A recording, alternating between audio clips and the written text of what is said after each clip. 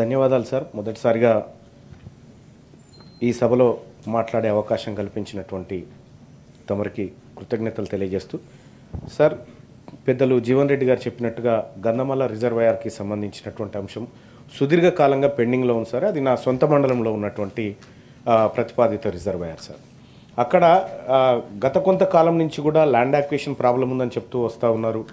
దాన్ని 9 టీఎంసీలు, ఆ తర్వాత 4 టీఎంసీలు, ఆ తర్వాత 1.5 టీఎంసీలు, ఇట్లా పదే పదే మార్చుకుంటూ వస్తూ ఉన్నారు సార్. దాదాపు 7 సంవత్సరాలు గడిచింది సార్ దానికి సంబంధించిన అగ్రిమెంట్స్ పూర్తయి. కానీ నేటి వరకు కూడా గంధమల్ల రిజర్వాయర్ నుంచి ఎలాంటి ఒక కార్యక్రమం జరిగినట్టుగా కనిపించట్లేదు సార్.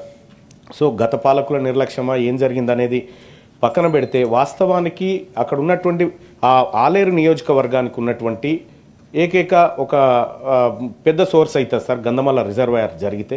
సో ఆ గంధమల్ల రిజర్వాయర్ని నిజంగా ఇప్పుడు గత పాలకులు చేసినటువంటి నిర్లక్ష్యాన్ని సరిదిద్దుతూ ప్రస్తుత ప్రభుత్వం, ప్రజాప్రభుత్వం దీన్ని ముందుకు తీసుకుపోయి ల్యాండ్ యాక్విజిషన్ ఇబ్బందులు లేకుండా, ఎందుకంటే ఇప్పటికే మనం ఆ వీరారెడ్డిపల్లి, గంధమల్ల అనేటువంటి అంశాలను కుదించుకుంటూ వస్తూ ఉన్నాం. ల్యాండ్ యాక్విజిషన్ విషయాలు కానీ, టవర్స్ విషయంలో కానీ చాలా కుదించుకుంటూ వస్తూ ఉన్నాం సార్. దాన్ని త్వరితగతిన పూర్తి చేయడం కోసం ఏదైతే మేడిగడ్డ గురించి పెద్దలు జీవన్ రెడ్డి గారు ఎట్లయితే చెప్పినారో, సేమ్ గంధమల్ల రిజర్వాయర్ కూడా ఈ ఇంకేమైనా అలొకేషన్స్ ఉంటే కూడా ఈ బడ్జెట్లో కేటాయించాలని తమరి ద్వారా మంత్రి గారికి విజ్ఞప్తి చేస్తున్నాను సార్. ఇటీవల కాలంలో నా దృష్టికి వచ్చినటువంటి ఒక అంశాన్ని తమరి ద్వారా గౌరవ మంత్రివర్యుల ముందు పెట్టదలుచుకున్నాను సార్.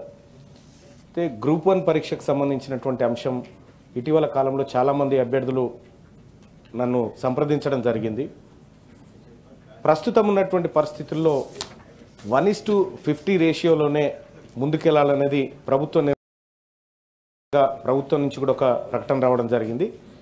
కానీ ఇక్కడ అసలైన విషయం ఏంటంటే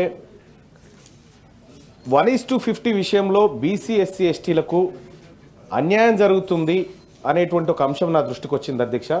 ఎందుకంటే 1:50 అన్నప్పుడు ఒక 100 పోస్టులు ఉన్నప్పుడు 5,000 మందిని తీసుకున్నప్పుడు ఆ టాప్ 5,000లో ఉన్నటువంటి బీసీ, ఎస్సీ, ఎస్టీలకు కూడా జనరల్ కేటగిరీలో ఇవ్వకుండా బీసీ, ఎస్సీ, ఎస్టీ కేటగిరీలోకే తీసుకుంటా ఉన్నారు. తద్వారా ఎక్కువ మంది బీసీ, ఎస్సీ, ఎస్టీలకు అలాగే ఉమెన్స్ కూడా అన్యాయం జరుగుతూ ఉందనేది నా దృష్టికి వచ్చింది అధ్యక్ష.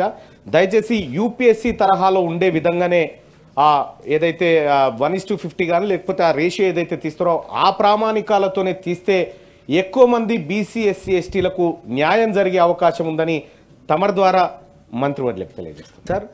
అయితే రైతు భరోసా విషయంలో గౌరవ సభ్యులు చెప్తున్నటువంటి మాట నేను గౌరవ మీ ద్వారా మంత్రివర్యులకు చెప్పదలుచుకున్నా సార్. నా ఆఫీస్కి చాలామంది రైతులు వచ్చి వాళ్ళ విజ్ఞాపనలు అందజేస్తూ ఉంటారు సార్. దాంట్లో నేను విన్న కాడికి, నేను చూసిన కాడికి దయచేసి గౌరవ మంత్రివర్యుల ద్వారా తెలియజేస్తా ఉన్నా, ఎట్టి పరిస్థితుల్లో పెట్రోల్ బంకులకు, ఆ తర్వాత వెంచర్లకు, ఆ తర్వాత ఈ గ్రామాలలో ఇల్లు కట్టుకున్న స్థలాలకు అనర్హులైన వాళ్లకు చెందకుండా మంచిగా పరిశీలించిన తర్వాతనే అసలైన రైతులకు చెందే విధంగా ఈ రైతు భరోసా పథకాన్ని తీసుకుపోవాలి సార్. గతంలో జరిగినటువంటి పొరపాట్లు జరగకుండా రైతులకు భరోసానిచ్చే విధంగా ఈ కార్యక్రమాన్ని ముందుకు తీసుకుపోవాలని తమరి ద్వారా మంత్రి గారికి విజ్ఞప్తి చేస్తున్నారు.